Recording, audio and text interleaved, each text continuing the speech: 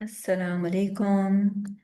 Hope everyone is doing fine. So this is our class 2 of F4. So this is paper corporate and business law of ACCA.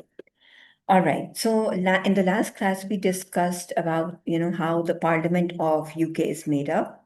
And we talked about that it consists of three elements. You've got the House of Commons, which are elected by the members of the public, the House of Lords, which is an honorary position, and initially in the old days it was a hereditary position as well, but that has changed now. So it's for people who have contributed in some way or the other to the country. So they are the people who are selected to sit in that position. And then lastly, we've got the monarch, which in this case is Charles, King Charles. All right. So let's start with a new topic. What is law?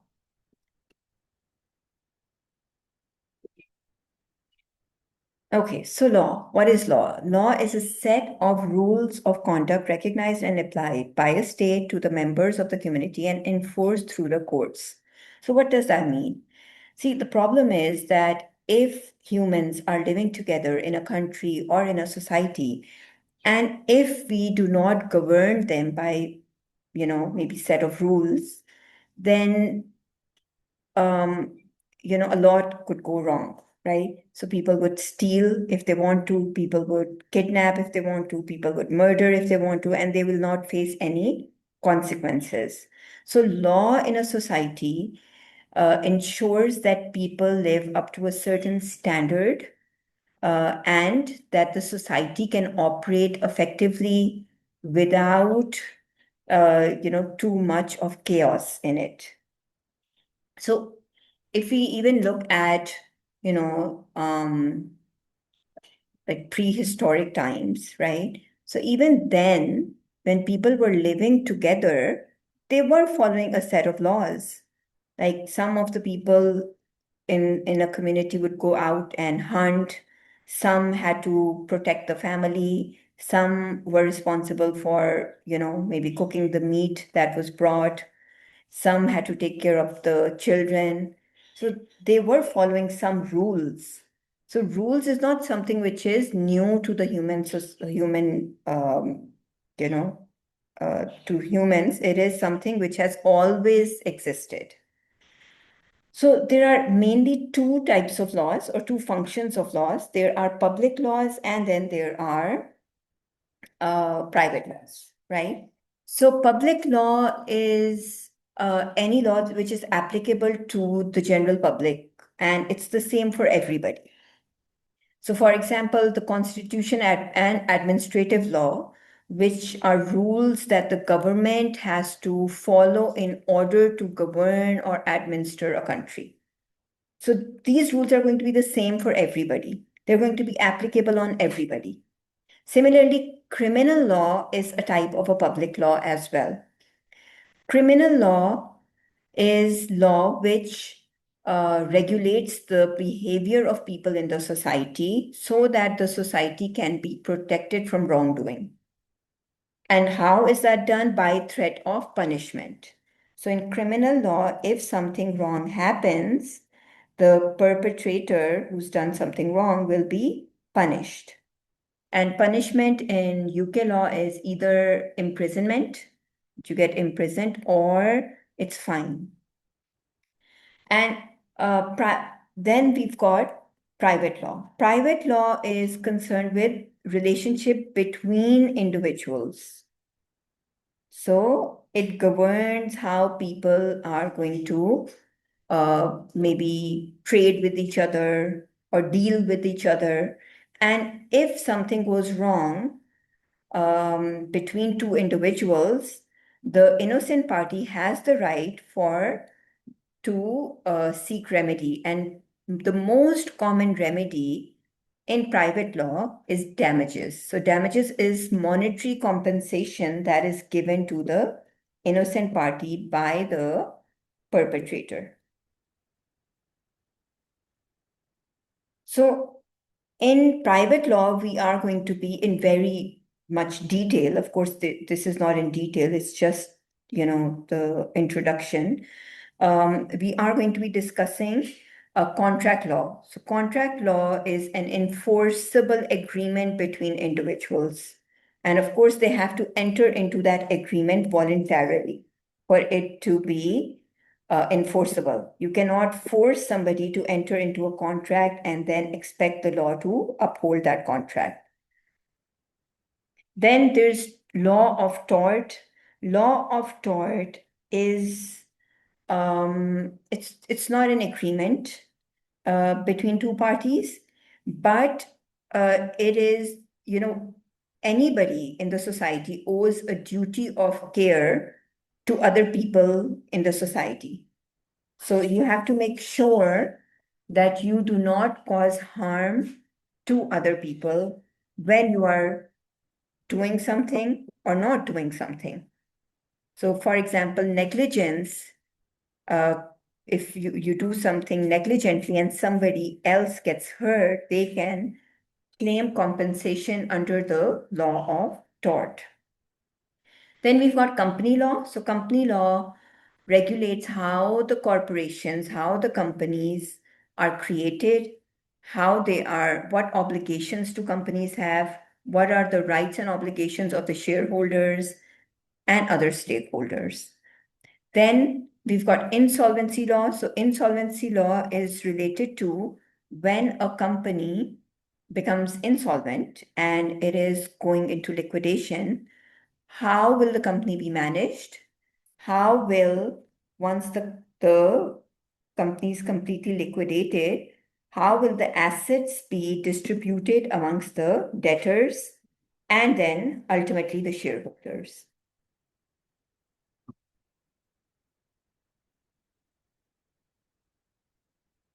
So let's talk about criminal law first. So criminal law has its own way of handling the wrongdoers. So the first thing is, of course, whenever a crime takes place, it's the responsibility of the police to, catch the accused person, right? And the accused, and wherever the crime scene is, the police has to also collect the evidence from the crime scene. Then that evidence is provided to the prosecution. Prosecution are the people who are going to stand in court against the accused and prove that the accused is guilty of that crime. And how are you going to prove that the accused is guilty? You have to get evidence to prove beyond reasonable doubt that the accused is guilty. Why beyond reasonable doubt? So that even a bit of doubt does not remain whether the person is guilty or not. Because when we talk about criminal law, you are talking about somebody's life. If an innocent person gets accused and gets imprisoned, so that can ruin the life of an innocent person, which is why in criminal law, the judges expect that the accused will be, like, if you want the accused to get punished, they have to be proven guilty beyond reasonable doubt.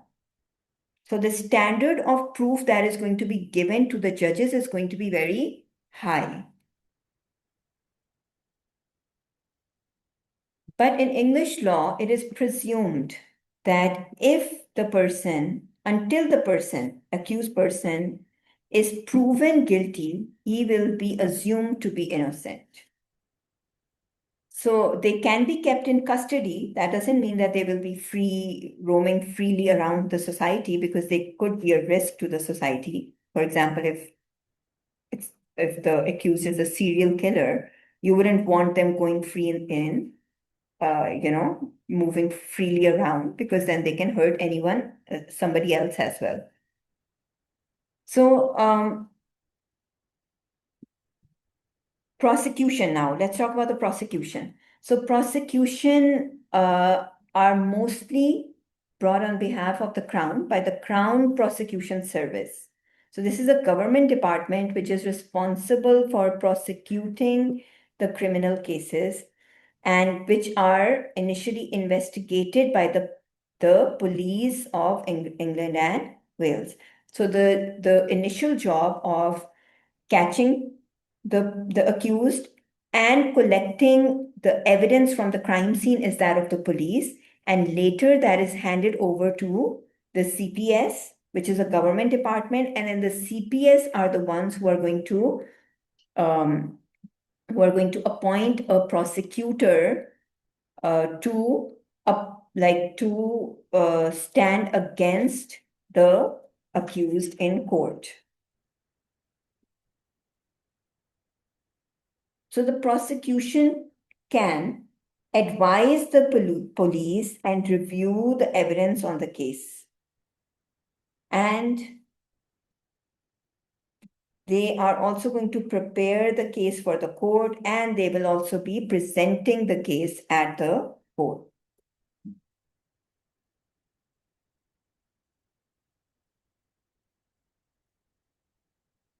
So there are certain public bodies which are given a statutory right. They have a right by law that in their own specialist area, these bodies can prosecute themselves.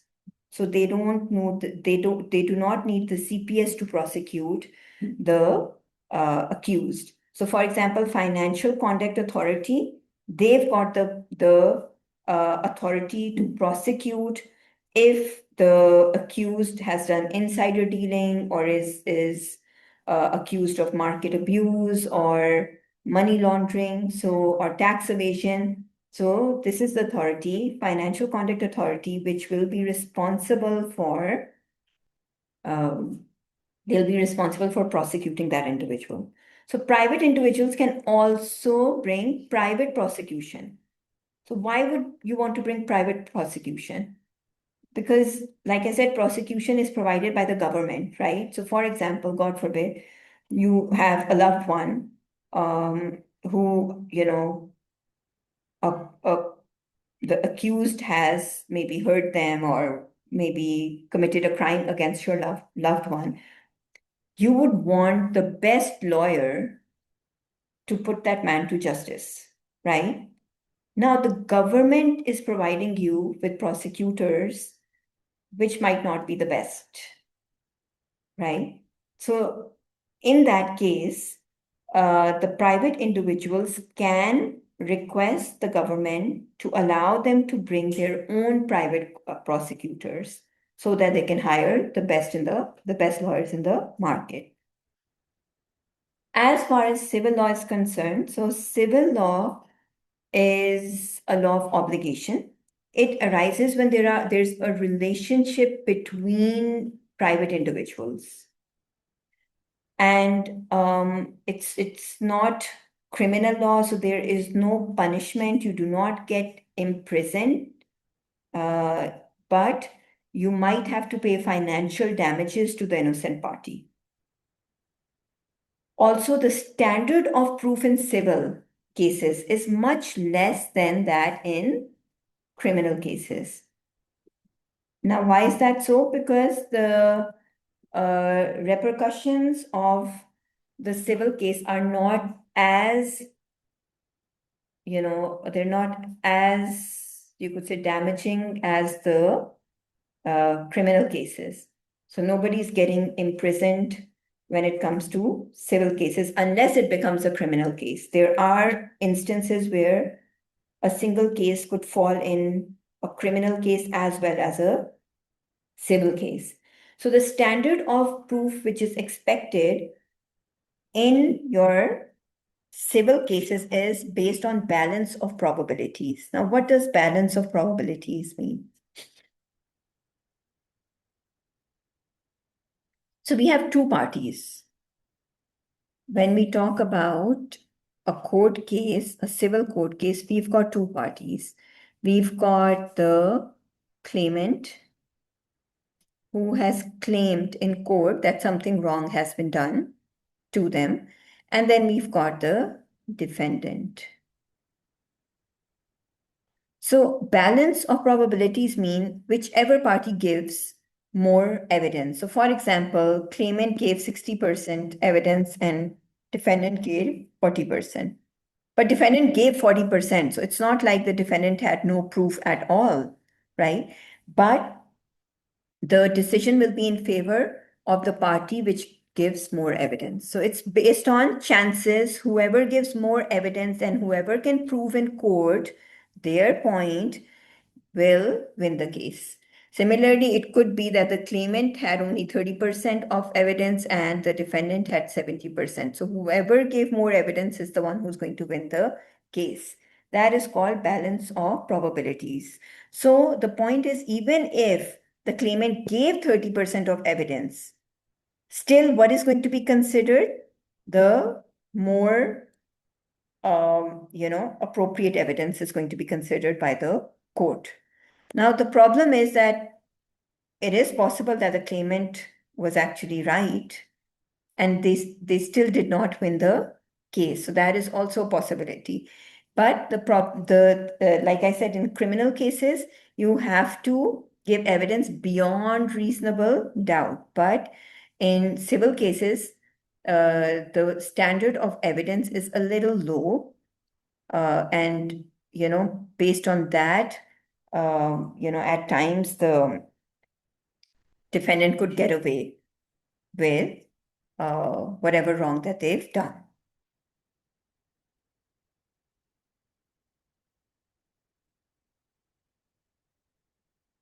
So I was telling you about, there can be certain cases where the case would fall into both the categories, right?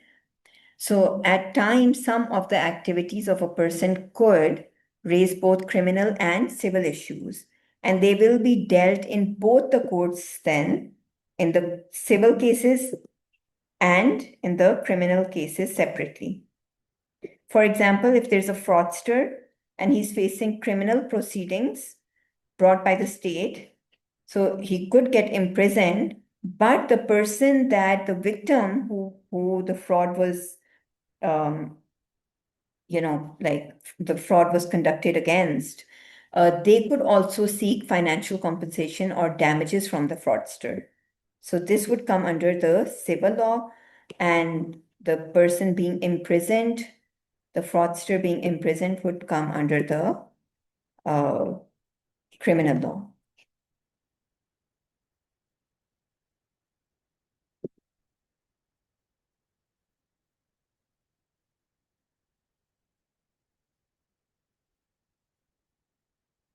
So let's talk about the judiciary. So judiciary is a part of the government. They are a department of the government, but they are distinct from the parliament. They are independent of the parliament.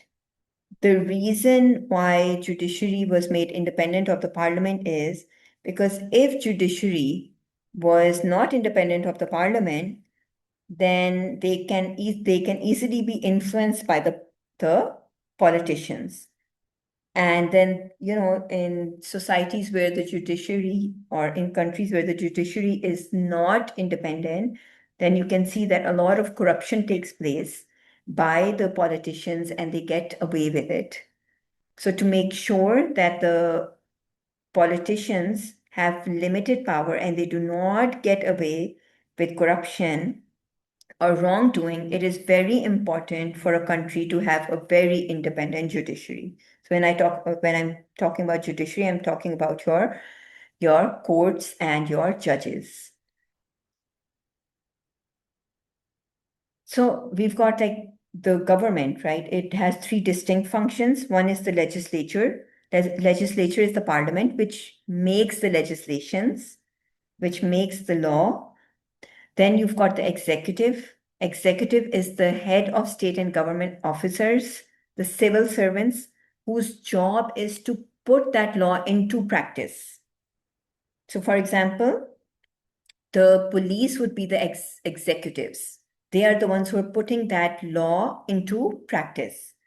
And then you've got the judiciary, who are going to, if something goes wrong and if that law is not upheld, they are the ones who are going to decide based on that law.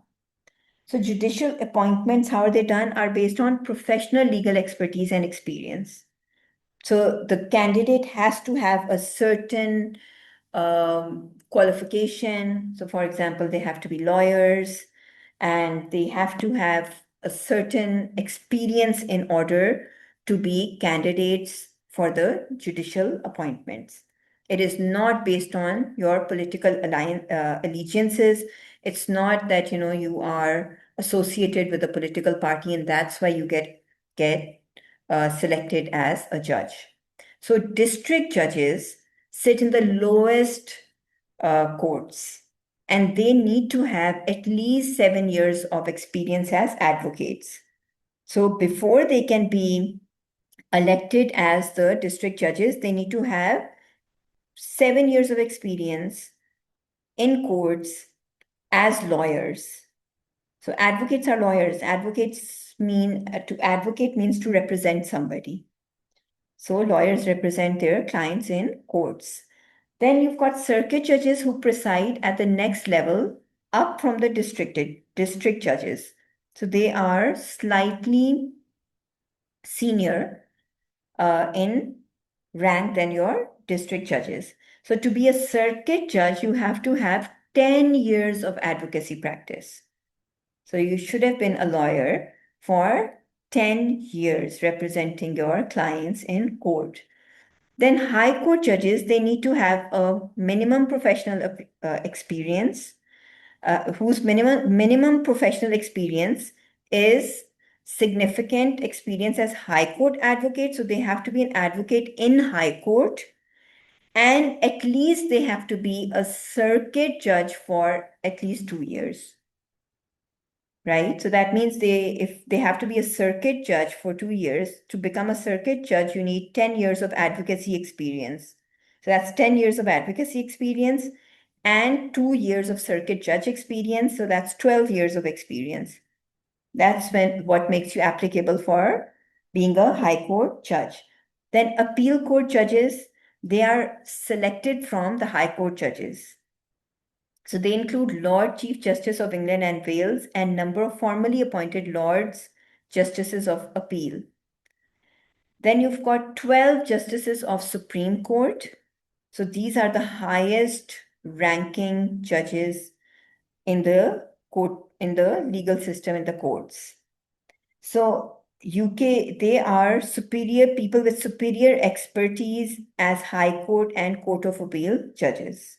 So then these are the judges that are selected based on their superior expertise from the high courts and the Court of Appeal.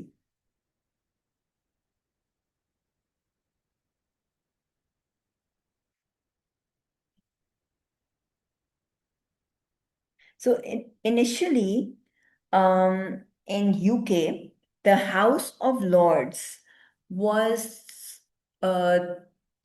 the same, it was the same as Supreme Court. So Supreme Court and House of Lords had the same function. But in 2009, these functions were separated. So they were separated because it was recognized that if the House of Lords who are sitting in the Parliament are the same as the judges in the Supreme Court, they were not independent of the government. They were not independent of the Parliament. So to make the Supreme Court completely independent of the Parliament, the functions of Supreme Court and House of Lords were completely separated in October 2009.